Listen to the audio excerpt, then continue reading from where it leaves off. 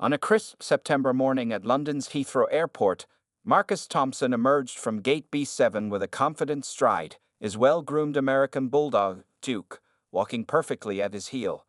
The 32-year-old tourist from Dallas, Texas, had spent the last 6 months planning what he believed would be the ultimate viral moment, completely unaware that his social media dreams would soon turn into a legal nightmare.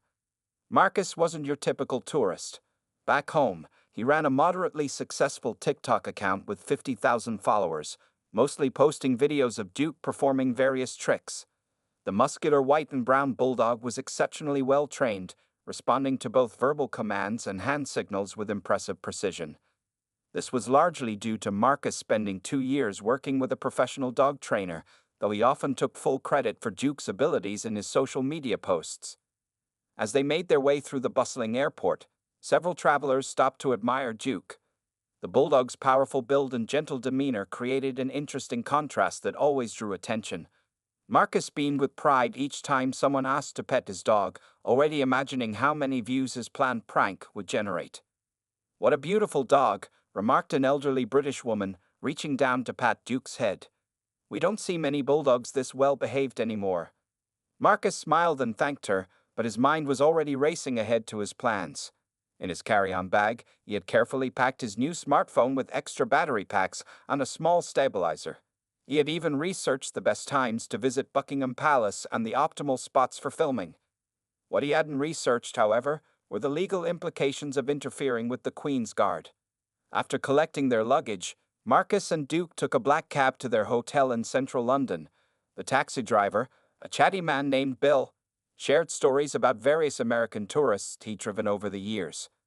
"You'll want to visit the changing of the guard," Bill suggested, unknowingly playing right into Marcus's scheme. "It's quite the spectacle." At the hotel, a modest 3-star establishment near Victoria Station, Marcus spent time reviewing his plan. He pulled out his laptop and watched various YouTube videos of the Queen's Guard, studying their routines and positions. Duke lay at his feet, occasionally lifting his head when Marcus practiced hand signals. The room's window offered a partial view of London's skyline, and as the afternoon sun cast long shadows across the city, Marcus began preparing his equipment. He charged his phones, tested his portable chargers, and even did a few practice recordings with Duke in the hotel room to check the lighting settings on his camera. What Marcus failed to notice, as he was consumed with his preparations, were the multiple signs in the hotel lobby warning about strict regulations concerning behavior near royal residences. He also scrolled past several news articles about recent arrests of tourists who had interfered with the Queen's Guard, too focused on his own plans to pay attention to these warning signs. That evening, Marcus took Duke for a walk around the neighborhood, using the opportunity to scout the area near Buckingham Palace. The iconic building stood majestic in the fading light, with tourists still milling about taking photos. The guards stood at their posts, straight-backed and motionless, exactly as Marcus had seen in countless videos. "Tomorrow, boy," he whispered to Duke, patting the bulldog's broad head. "Tomorrow we're going to make everyone back home proud." Back in his hotel room, Marcus ordered room service and began laying out his clothes for the next day. He chose a bright red t-shirt that would stand out in videos and comfortable running shoes, not realizing these would later help security officials quickly identify him in surveillance footage. Before going to bed, Marcus made one last social media post. A photo of Duke looking out the hotel window toward Buckingham Palace, with the caption, "London's not ready for what's coming tomorrow." His followers responded with eager anticipation, though several British followers posted comments warning him about respecting local customs and laws. Marcus dismissed these warnings as he settled into bed, Duke curled up on his own bed nearby. The bulldog drifted off to sleep peacefully, unaware that he would soon become an unwitting participant in what London's tabloids would later call the guard dog disaster. As the city's noise faded into the quiet of night, Marcus fell asleep imagining the thousands of likes, shares, and new followers his harmless prank would bring. In less than 24 hours, he would learn the hard way that some viral moments come at a very high price. The next morning arrived with a blanket of typical London fog hanging over the city. Marcus woke up early, his excitement making it impossible to sleep past 6 a.m. He checked his phone one last time, reviewing the videos he watched of other tourists interacting with the Queen's Guard. Duke sat patiently by the door, his morning walk already overdue. During their morning stroll, Marcus ran through some practice commands with Duke. The Bulldog responded perfectly to each signal, sitting, staying, and approaching on command. Several early morning joggers stopped to watch, impressed by the dog's discipline. One even recorded a short video, making Marcus smile at the irony. They had no idea what a bigger show was coming. "Just remember your training, buddy," Marcus muttered to Duke as they returned to the hotel. He gave the dog his breakfast and then spent nearly an hour getting his equipment ready. His main phone was fully charged, the backup battery pack was ready, and he'd even bought a small camera harness that would allow him to film hands-free. Around 9:30 a.m., Marcus and Duke left the hotel and made their way toward Buckingham Palace. The morning crowds were already forming, tourists gathering in clusters with their cameras and selfie sticks. Marcus carefully observed the guards' positions, noting their patrol patterns and the spots where they stood stationary. "Perfect," he whispered to himself, spotting a young guard who couldn't have been more than 25. The guard stood perfectly still, his red uniform pristine, his bearskin hat adding nearly a foot to his height. Marcus noticed how some tourists were trying to make the guard smile or move, but the soldier remained impressively stoic. For the next hour, Marcus walked around the area with Duke, appearing to be just another tourist taking photos. He was actually studying the security patterns, noting where the police officers patrolled and where the plainclothes security personnel typically stood. What he failed to notice, however, were the numerous CCTV cameras tracking his suspicious behavior. As the morning wore on, the crowd grew larger. Marcus positioned himself and Duke near a spot where he'd seen many tourists taking photos. He began recording some innocent videos, showing Duke sitting calmly among the tourists. Several people asked to take pictures with the well-behaved Bulldog, unaware they were being drawn into Marcus's scheme. "Oh, what a lovely dog," a young mother said, her children cautiously petting Duke. "He's so calm with all these people around." Marcus smiled and nodded, but his attention was focused on the guard. He was waiting for the perfect moment when the crowd would be at its largest. Around 11 a.m., with the sun finally breaking through the morning fog, he decided it was time. He pulled out his phone and began recording, narrating quietly to his followers. "All right, guys, you're about to see something amazing. Duke here is about to give one of these guards the surprise of his life."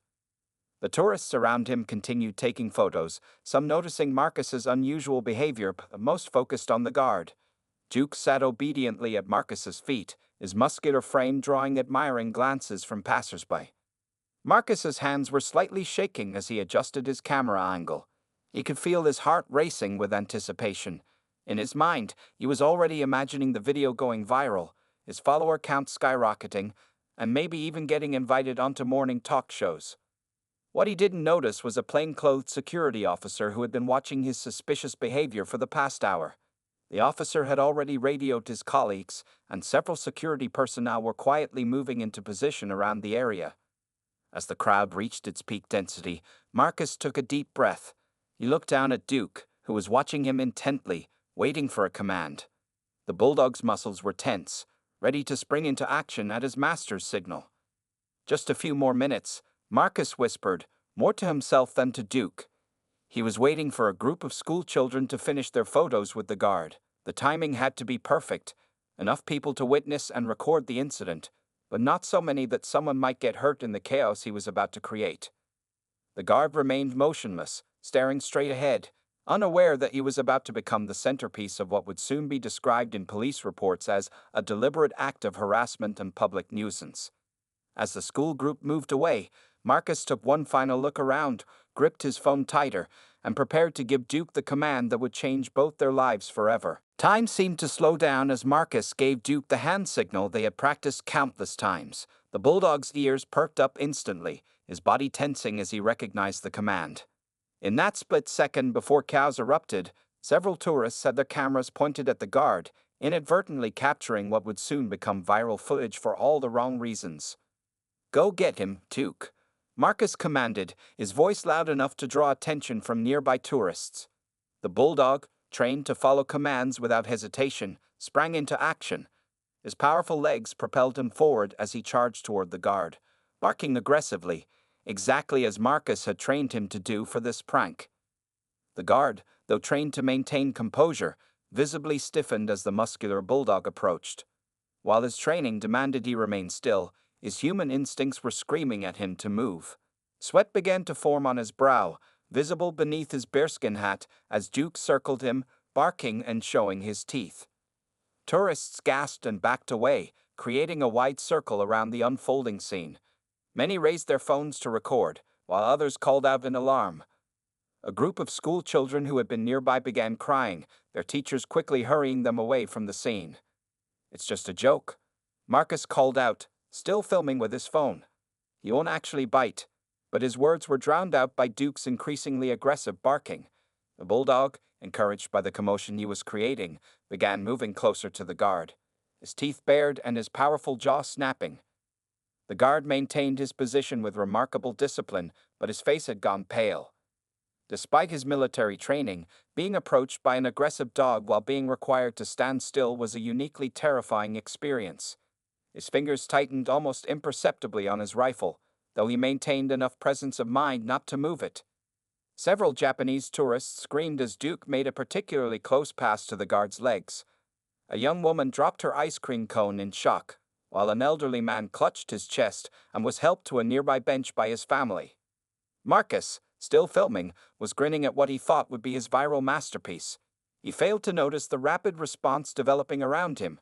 Plainclothed security officers were already moving through the crowd, their earpieces crackling with urgent communications. Duke, now fully committed to his role, began jumping up toward the guard's arms, his barks echoing off the palace walls. The dog's training was working exactly as Marcus had planned, creating a frightening display without actually making contact with the guard. Suddenly, a sharp whistle cut through the air. Duke, trained to respond to multiple handlers, hesitated for a split second. That moment of confusion was all it took for a police dog handler who had quickly assessed the situation to take control. "Down," the handler commanded in a tone that carried years of experience. Duke, recognizing the authority in the voice, immediately stopped his aggressive display, though he continued growling softly. It all happened so fast that Marcus was still recording when two plainclothed officers grabbed his arms from behind. His phone clattered to the ground, still recording as three more officers surrounded Duke, expertly controlling the situation with practiced efficiency. "What's the problem? It was just a joke," Marcus protested, his voice cracking with sudden fear as handcuffs were slipped around his wrists. The crowd that had gathered to watch his prank now stared in stunned silence as the reality of the situation unfolded.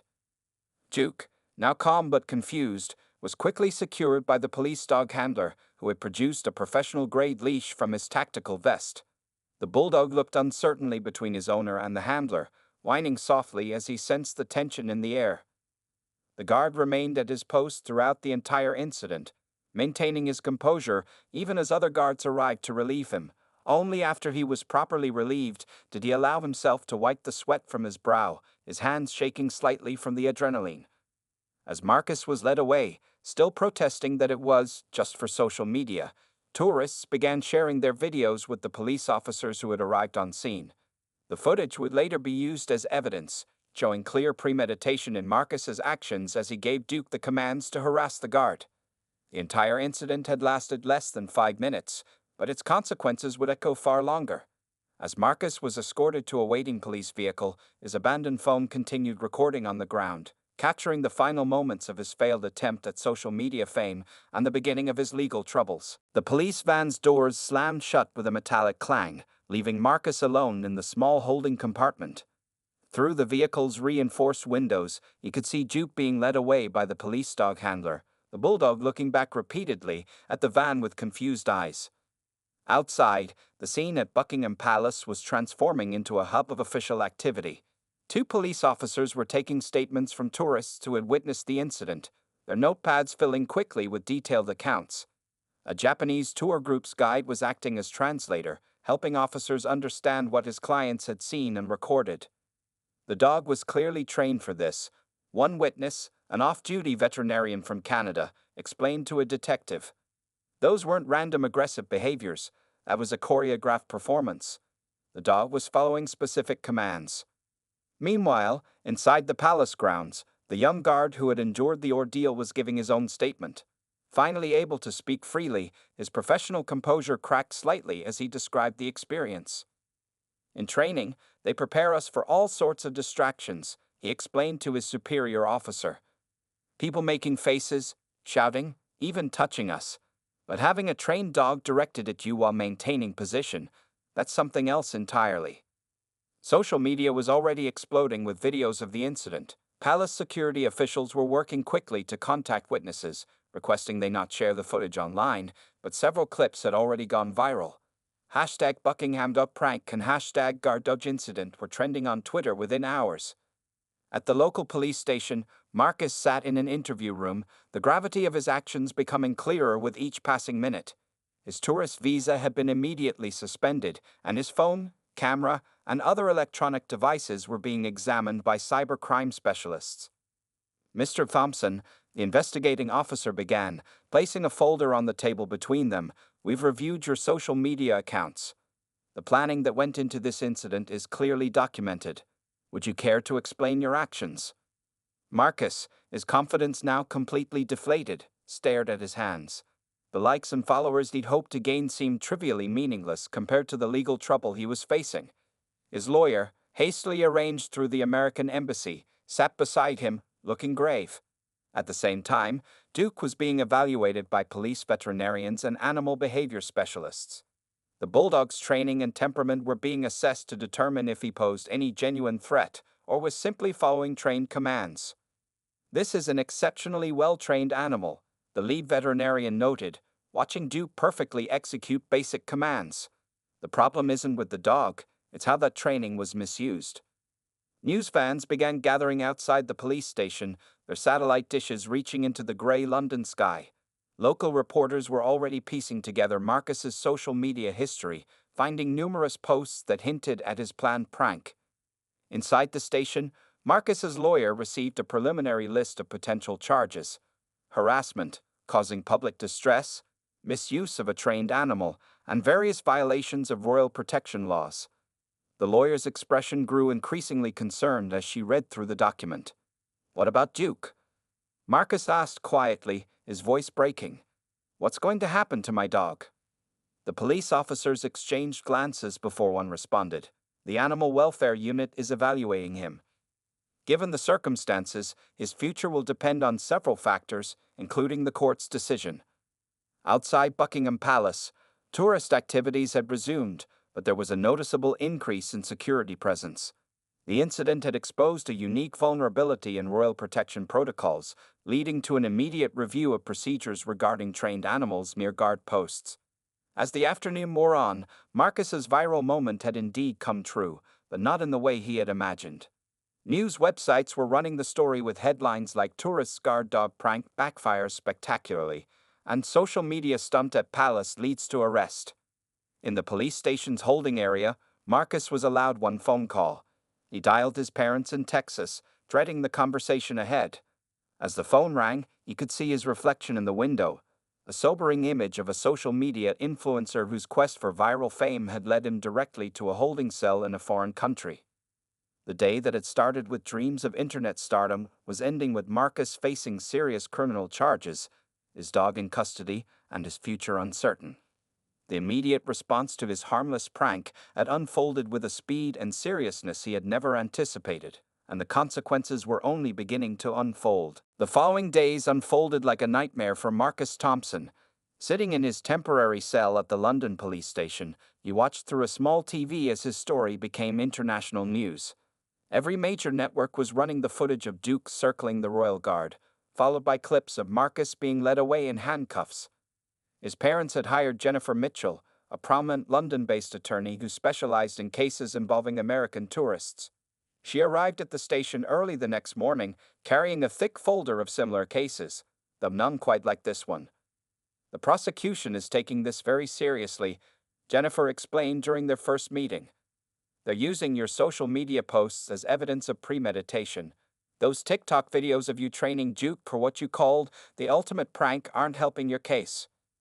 Marcus slumped in his chair as Jennifer laid out the charges: harassment of a royal guard, endangering public safety, misuse of a trained animal, and violating multiple royal protection protocols. Each charge carried its own potential penalty, including substantial fines and possible jail time. Meanwhile, Duke had been transferred to a specialized animal facility outside London. The staff there reported that the Bulldog was depressed, barely eating and spending most of his time lying by the door of his enclosure. Despite his role in the incident, Duke had become something of a celebrity among the facility's workers, who couldn't help but admire his excellent training, even if it had been misused.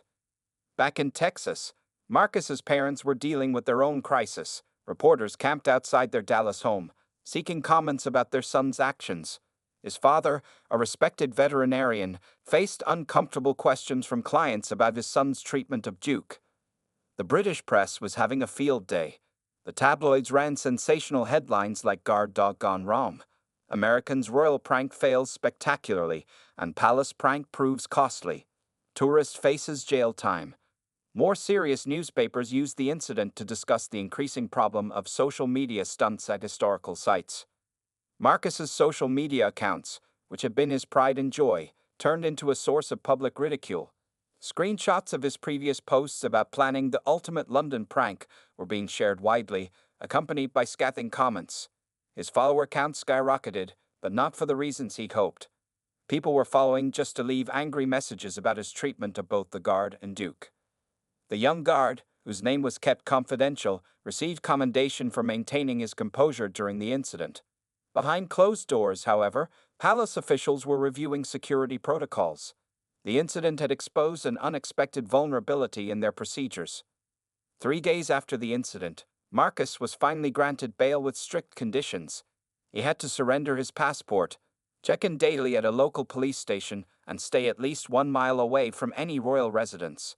His initial bail payment depleted most of his savings, and he was forced to move from his tourist hotel to a budget hostel in East London. The American embassy became involved, providing consular assistance while making it clear they couldn't interfere with British legal proceedings. They did, however, help arrange for Duke's potential return to the United States, pending court approval. Animal rights groups began protesting outside the courthouse during Marcus's preliminary hearings. Some demanded Duke be rehabilitated and rehomed in the UK, while others called for him to be returned to Marcus's family in Texas. "Your actions have created a diplomatic incident," Jennifer told Marcus during one of their meetings. "The Crown Prosecution Service wants to make an example of you to deter similar pranks.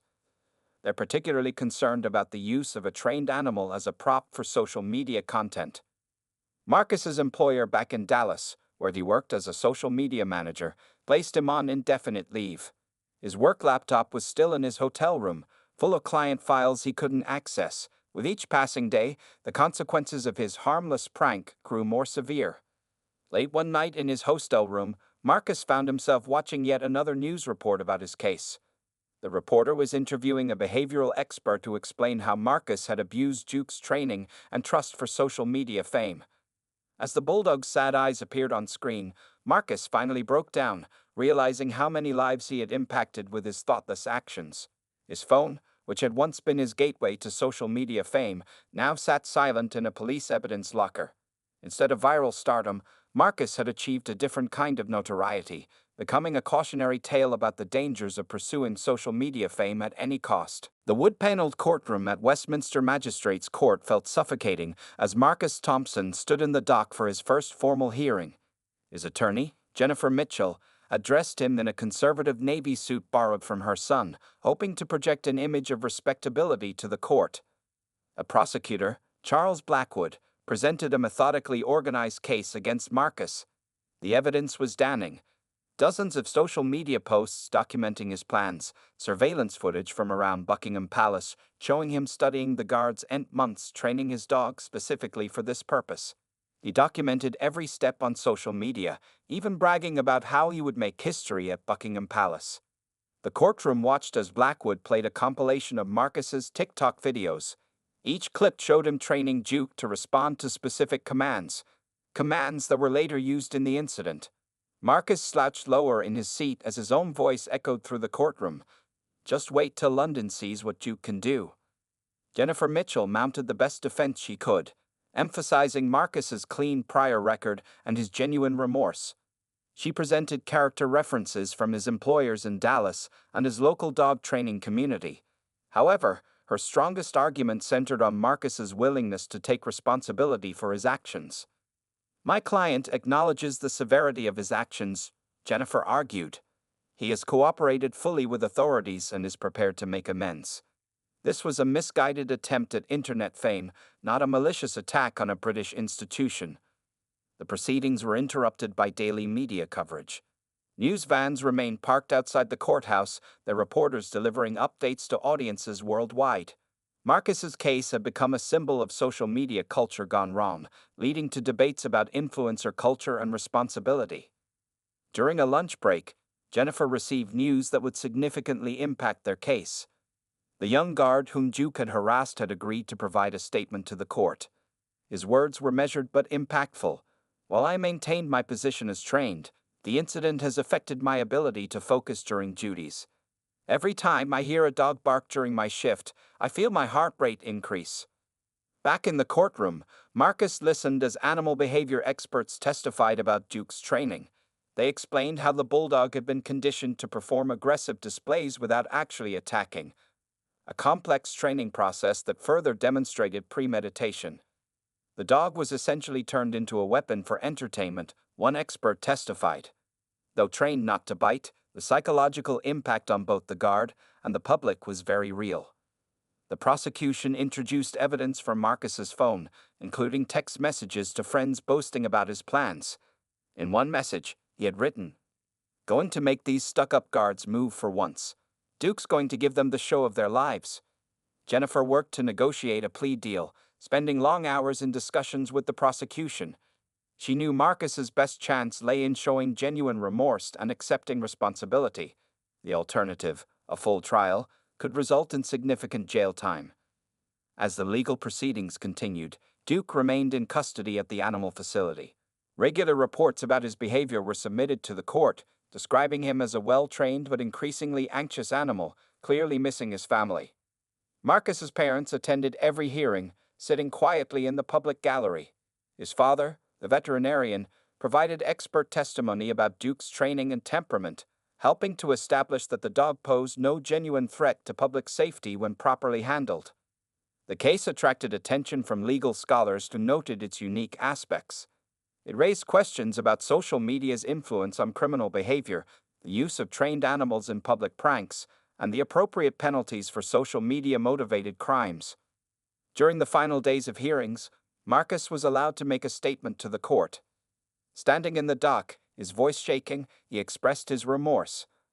"I was so focused on getting views and likes that I forgot about the real people I was affecting. I turned my best friend into a tool for a stupid prank, and I'll regret that for the rest of my life." As the legal process neared its conclusion, Marcus sat in his hostel room each night, watching Duke's old training videos. The happy, proud moments they had shared now seemed tainted by his poor judgment. The final decision about both his and Duke's fate loomed, and Marcus could only hope that his remorse and cooperation would count for something in the judge's final ruling. "Thompson, your actions represent a disturbing trend in modern society, the pursuit of internet fame at any cost. The court has carefully considered all aspects of this case, including your previous good character and evident remorse." The sentence was comprehensive. Marcus received a 2-year suspended prison sentence, meaning he would avoid jail time unless he committed another offense. However, the other penalties were substantial: a £15,000 fine, 200 hours of community service to be served in the United States, and a 5-year ban from entering the United Kingdom. The most controversial part of the sentence concerned Duke. The judge ordered that the Bulldog be returned to Marcus's family in Texas, but with strict conditions. Marcus himself would be prohibited from having custody of Duke for 2 years, during which time the dog would remain under his parents' care. Additionally, Marcus was banned from using any animal in social media content for 5 years. The court recognizes that Duke was merely following his training. Judge Hamilton stated, "The responsibility lies not with the dog, but with the handler who misused his trust and training for social media attention." As part of his sentence, Marcus was required to create a public service video about responsible pet ownership and the dangers of using animals for social media stunts. The video would be distributed to schools and animal training centers across both the UK and US. The young guard who had endured the incident received a personal written apology from Marcus, along with a donation in his name to a military veterans charity. The guard's commanding officer reported that he had returned to full duty, though additional security measures have been implemented regarding trained animals near guard posts. Duke's return to Texas became a minor media event itself. The Bulldog, accompanied by a British animal welfare officer, was flown first class to Dallas, where Marcus's parents were waiting. Photos of Duke reuniting with Marcus's father at DFW Airport showed the Bulldog's first genuine signs of happiness since the incident. Back in London, Marcus prepared for his departure from the UK. His social media accounts, once his pride and joy, had been voluntarily deleted as part of his commitment to change. His lawyer helped him navigate the complex process of leaving the country while under a suspended sentence. "You've been lucky," Jennifer told him during their final meeting. "Use this experience to educate others about the consequences of social media pranks." Marcus's story became a case study in social media responsibility courses. Universities and influencer marketing agencies used it to illustrate the real-world consequences of pursuing viral fame without considering the implications. 6 months after returning home, Marcus started a new job at a digital marketing firm in Dallas, far from the influencer lifestyle he once pursued. His weekends were spent fulfilling his community service hours at local animal shelters, where he helped train dogs for adoption. Duke thrived under his parents' care. The Bulldog's story had a surprising positive impact. Local animal trainers used him as an example of how good training could be misused, leading to improved guidelines for professional dog training certification.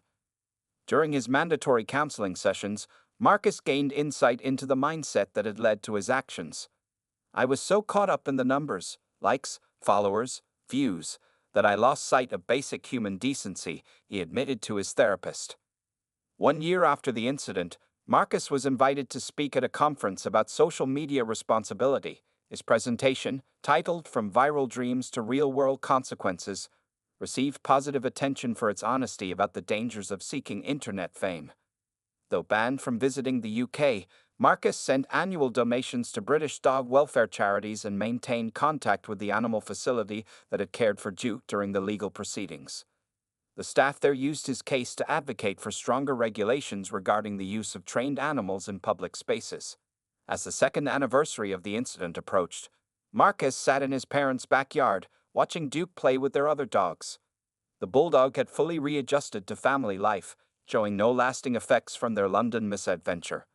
Marcus, however, carried the lessons learned every day, knowing that his moment of viral infamy had transformed into something more valuable, a story of redemption and responsibility. The guard dog disaster had evolved from a cautionary tale into an example of how justice, rehabilitation, and genuine remorse could lead to positive change. While Marcus would never fully escape the shadow of his actions, he had found a way to use his experience to prevent others from making similar mistakes in the pursuit of social media fame.